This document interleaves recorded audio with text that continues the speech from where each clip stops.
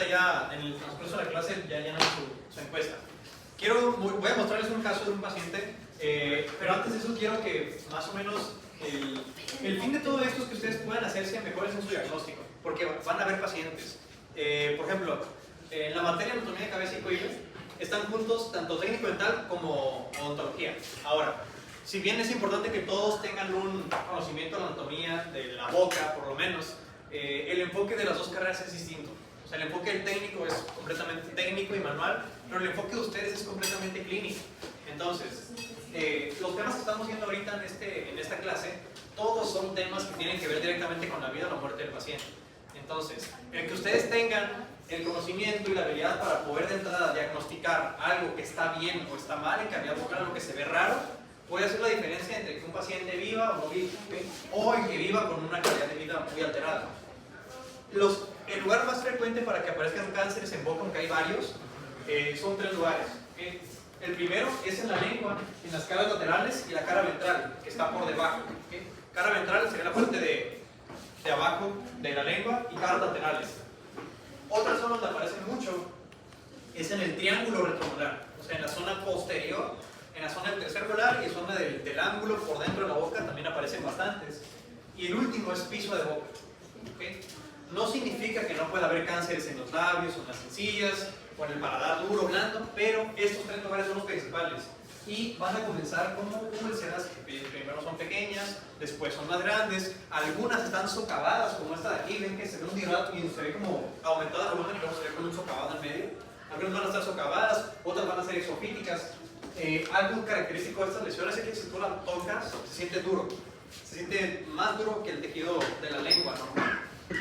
Entonces, bueno, habiendo dicho esto, por ejemplo, este paciente que están viendo aquí, esta lesión que estamos viendo del lado izquierdo de ustedes, no sé si se alcanza a ver bien, lo voy a...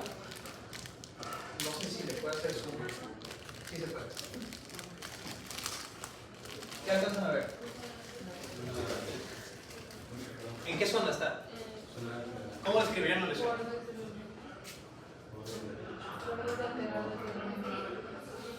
Borde lateral de la lengua. ¿Más? ¿Qué más? ¿De qué color? Indurado a la palpación. ¿De qué tamaño? Ven el tamaño que tiene porque está desde acá posterior hasta acá anterior. Es una lesión bastante grande, por lo menos unos 2 centímetros y medio, 2, 3 centímetros. A la palpación seguramente está duro. Sí estaba duro. ¿Qué más? Color.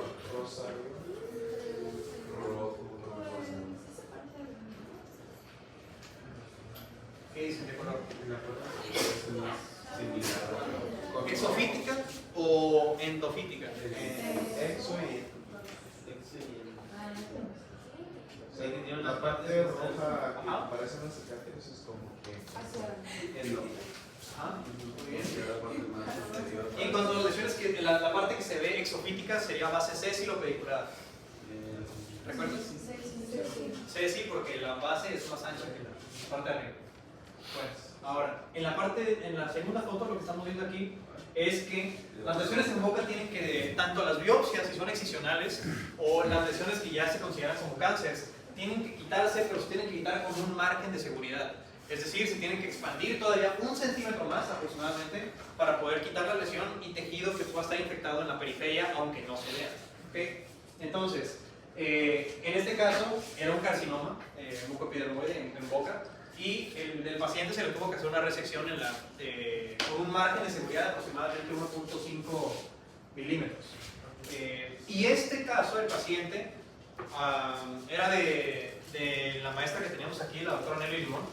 Según yo, sigue vivo el paciente, no ha fallecido, pero el paciente le tuvo que quitar la mitad de la lengua por una lesión que probablemente un dentista no vio. ¿Okay?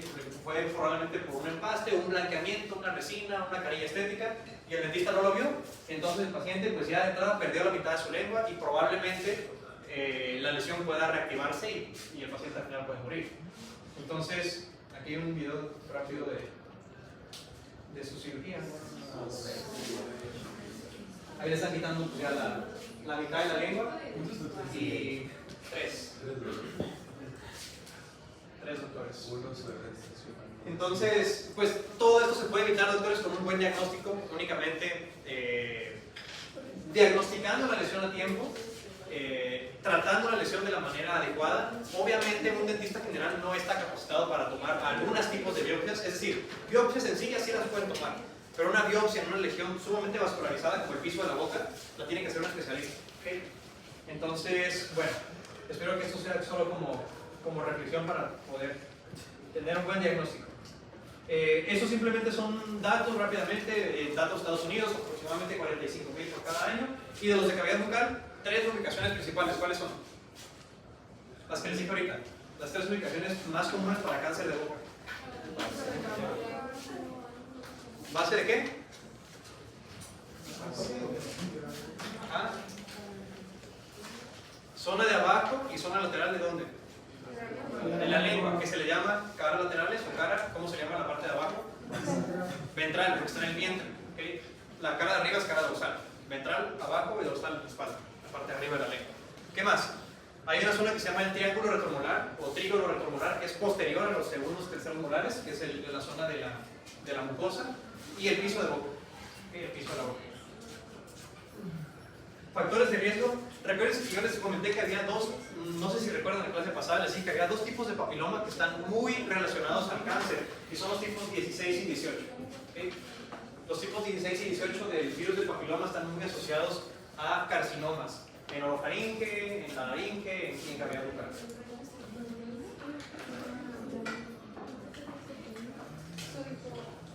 Muy bien. Esto que estamos viendo aquí son OPMD, recuerden que significa Oral Potentially Malignant Disease, o sea, enfermedades potencialmente malignas. No significa, ninguno de esos es cáncer, de entrada, ninguno, pero pueden malignizar. Por mucho ven el riesgo de la eritroplasia es bastante más que todas las demás juntas, pero todas son potencialmente malignas. ¿Qué tienen en común la leucoplasia con el líquen planeo, con la región liquenoide, con la fibrosis, con la queratosis actínica? ¿Son de color qué? Son blancas, ¿okay? En su mayoría son blancas, blancas. Y ahora a esas lesiones se les puede, si van yendo hacia abajo, van a provocando lo que se llama displasia. ¿Okay? Comienzan superficiales en el epitelio y comienzan a irse hacia abajo. Una vez que atraviesan la membrana basal, entonces ya se les considera un carcinoma in situ o ya un cáncer. ¿Okay? Los factores de riesgo para estas lesiones son tabaco y tomar. ¿Okay? Son los más comunes, pero hay otros factores. Hábitos, por ejemplo. En los hábitos, por ejemplo, entra el hecho de fumar con cualquier tipo de pipa, por ejemplo, cigarro, o mucho más si lo haces con la pipa para adentro, el fuego para adentro. El tratamiento es la biopsia. El tratamiento de entrada. El tratamiento de entrada es realizar una biopsia incisional o excisional, dependiendo qué tamaño tenga. Y en el tratamiento es quirúrgico. Se le tiene que erradicar esa parte, y dependiendo qué tan profunda esté, si era un cáncer que ya estaba provocando una invasión a los tejidos más profundos, entonces se tiene que hacer la disección de las cadenas linfáticas del cuello, y pues ya el tratamiento es bastante más agresivo. Por eso yo les digo, si ustedes diagnostican una lesión en lengua a tiempo, se ahorran que al paciente le quiten, por ejemplo, la mitad o toda la lengua, y que encima no le abran el cuello para quitarle cosas que no necesita el paciente. ¿Eso del tratamiento láser se El tratamiento láser es solamente para lesiones que están superficiales, sumamente pequeñitas, se puede quitar con láser. Ustedes tienen una clase en 10º semestre que se llama odontología fotónica, ahí van a ver todo eso.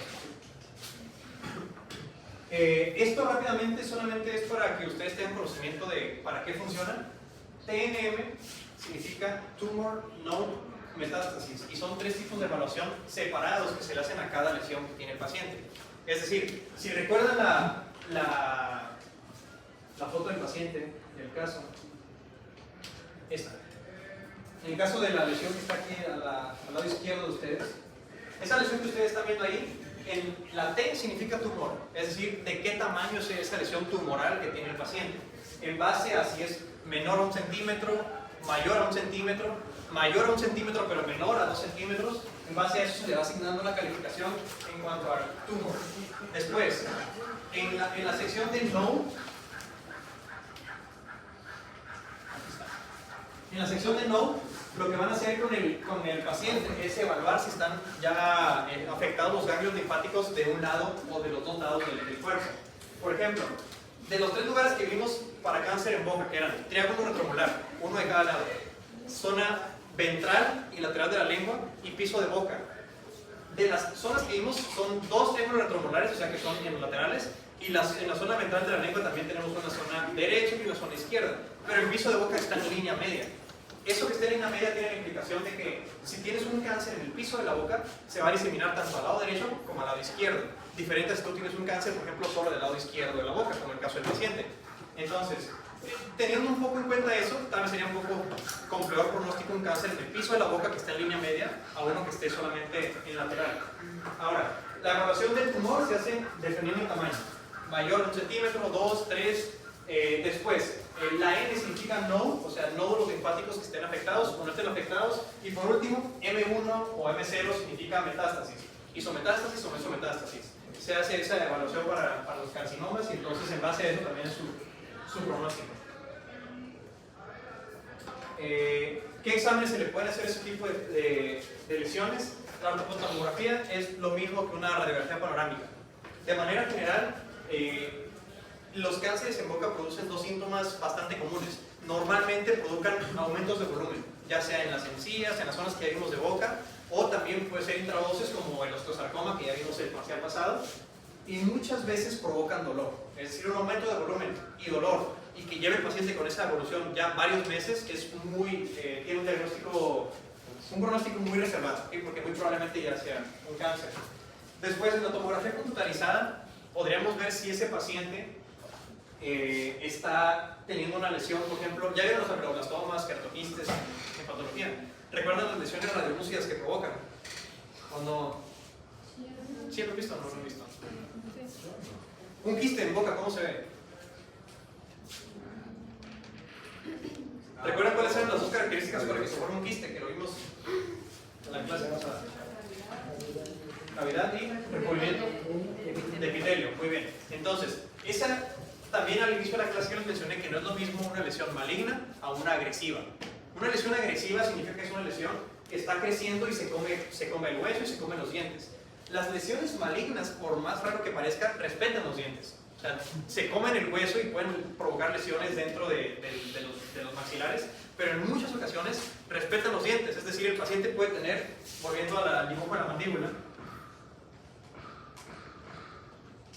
puede tener las raíces de los dientes y estar flotando y tener una lesión radiolúcida que tenga, por ejemplo, toda esta forma.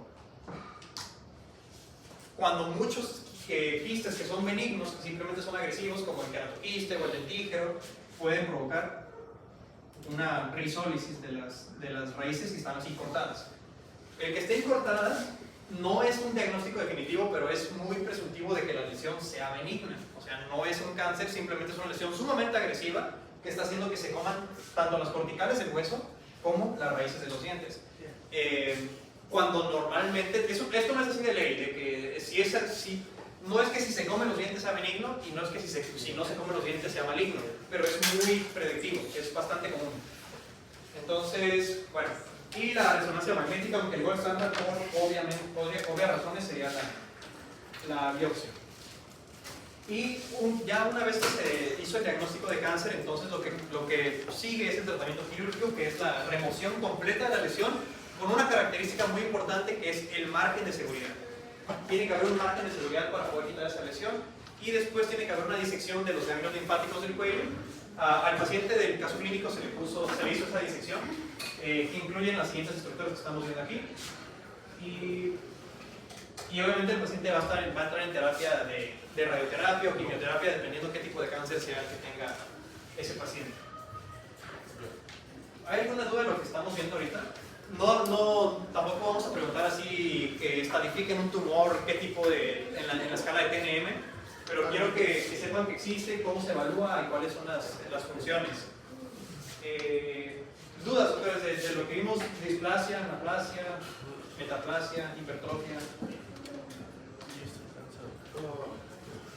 Aquí se resume más o menos lo que estábamos viendo del día de hoy. ¿Vale? Porque los perritos no deberían tener ni caparazón ni pago, están mutando. Bueno, pues entonces Les quiero comentar algo ya último. En esta clase y en todas sus demás clases, ya creo que se los han dicho, pero se los voy a mencionar otra vez. No se conformen a lo que se les da aquí. Porque si bien ustedes están pagando bastante dinero para estar en esta universidad y para tomar estas clases, eso no significa que el contenido que les van a dar sea suficiente para que